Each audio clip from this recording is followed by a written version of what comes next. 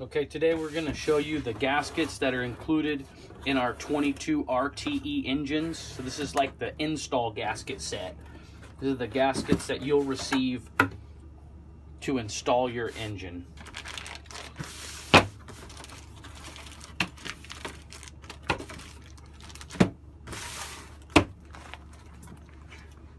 There's an insert in here that you'll have to pull out. Some people think that's the bottom of the box, but it's not. There's more. So we will start with all of this stuff. This is the intake gasket between the manifold and the head. It has the EGR built into it like they all do. This is the upper plenum gasket. Pretty straightforward stuff. It's the EGR cooler on the back of the head. A throttle body gasket. A water pump gasket if you didn't order a water pump with the engine. If so, this will be installed on the engine for you. And this is the fuel pump block off plate up at the front right corner of the cylinder head. And that's the cold start injector. That's pretty much it for the flat paper gaskets. This is the RTE specific exhaust manifold gasket with the single stud here and the extra bolt hole up top. This is a valve cover gasket set. This will look like this if you're just getting a stock engine. If you get a staged motor, any of them, stage 1, 2, 3, or all the way to 5, this will also be installed. So it's your valve cover gasket itself,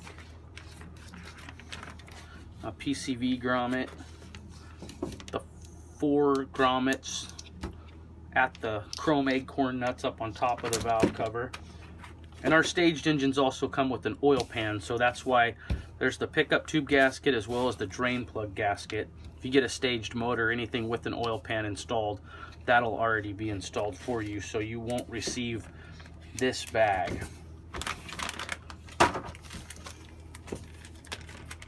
This is all straightforward stuff. That's the EGR at the back of the plenum where the EGR hits the intake up at the top. That's a thermostat O-ring. It's the exhaust donut back where the pipe hooks to the turbo, the turbine housing elbow. This is the one that everybody asks about. This is a seal that goes underneath of your oil cap. So that's that bag.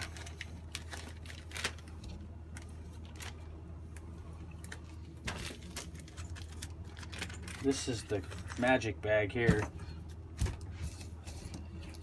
Alright, so the 2 largest are for the fuel dampener. That's up at the front of the fuel rail.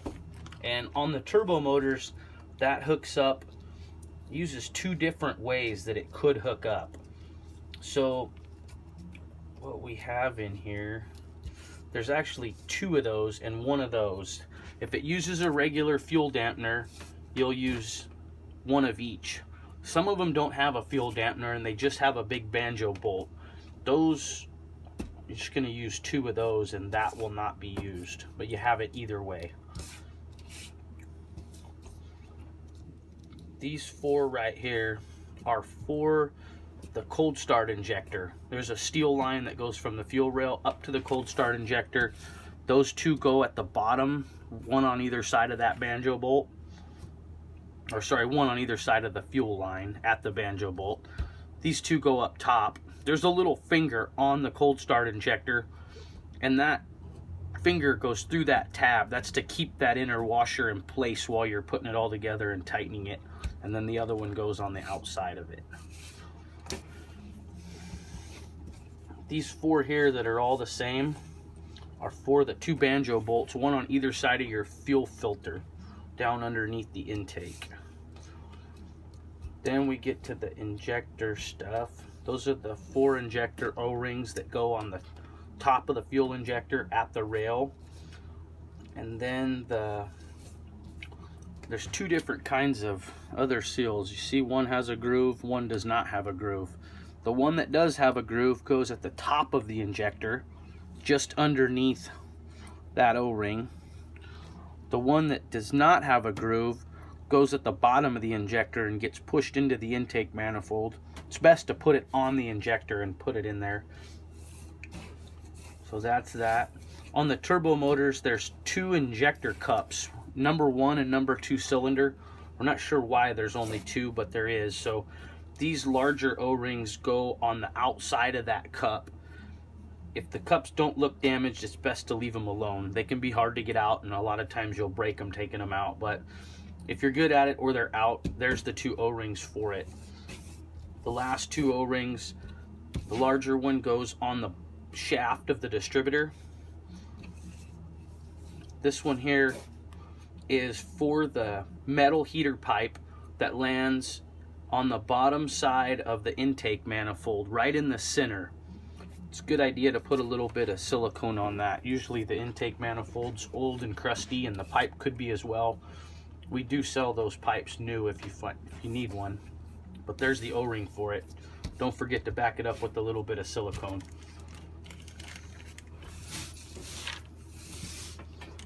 And this is an optional set. You'd have to order this specifically. It's $100, and this is the CT20 seal kit. A lot of this stuff is discontinued or really hard to find. This is for the turbine housing at the back of the hot side. It's real important to open that up and look at the wastegate area. A lot of times they're damaged. This is where the CT20 mounts to the stock exhaust manifold. These 3 right here, there's 2 places, the water in and water out on the turbo. Those are the 2 gaskets for those. This is the oil in and out combined. It's 1 flange, 1 gasket. That's on the bottom of the turbo. And then there's a banjo bolt at the back of the block down underneath the turbo where the oil supply connects to the block. Those are the 2 copper washers for that. This is where the charge pipe hits the CT20. It's a 2-bolt flange. That's the gasket for it. This is the last gasket in the set, is the oil drain back. This goes between the metal oil pipe down at the block where that metal pipe actually mounts to the block. And that's it. It's your gaskets that you get in a 22 RTE install gasket set from Yota1. Thanks for watching.